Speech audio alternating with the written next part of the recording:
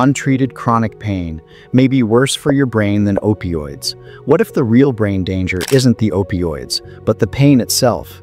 We've spent years demonizing opioids, and for good reason. But here's the truth medicine rarely admits. Leaving chronic pain untreated may do more cognitive damage than using low-dose opioids. Chronic pain doesn't just hurt, it erodes your brain, hijacks your hormones, inflames your neurons, and accelerates cognitive decline.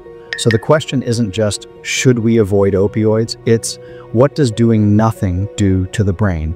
Unmanaged chronic pain acts like a chronic disease of the brain. It repeatedly triggers the stress response, overactivating the hypothalamic pituitary adrenal HPA axis.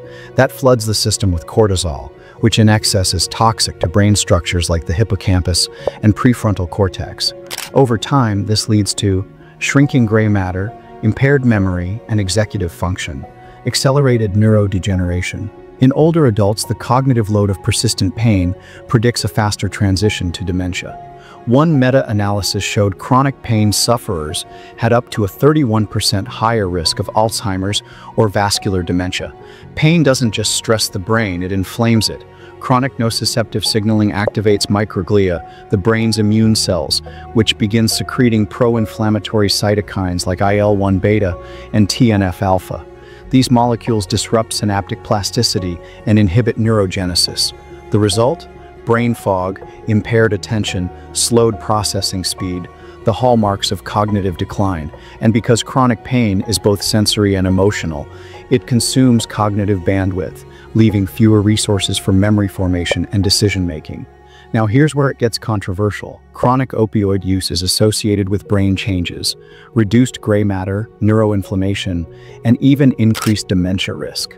But here's the nuance. Much of that data comes from high doses, long-term misuse, or polypharmacy in frail populations. When we compare low-dose opioid therapy versus no treatment in moderate to severe pain, the untreated pain often causes more structural and cognitive damage. One large RCT found opioids were not superior to non-opioids for pain, but also didn't show more cognitive decline at 12 months. So while opioids aren't benign, neither is letting pain run wild. Let me tell you about Jane, a 66-year-old with systemic arthritis. She resisted opioids due to fear of addiction, but after years of unmanaged pain, she began experiencing short-term memory lapses, difficulty concentrating, and unstable gait. Neuroimaging revealed hippocampal atrophy. Her cortisol levels were chronically elevated.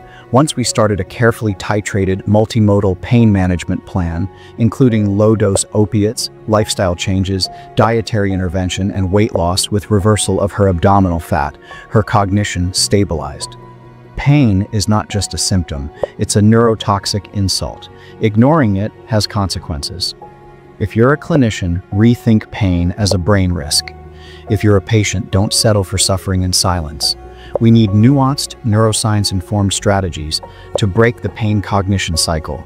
Like, share, and subscribe if you want more content exposing the hidden neurological costs of our current pain management approach.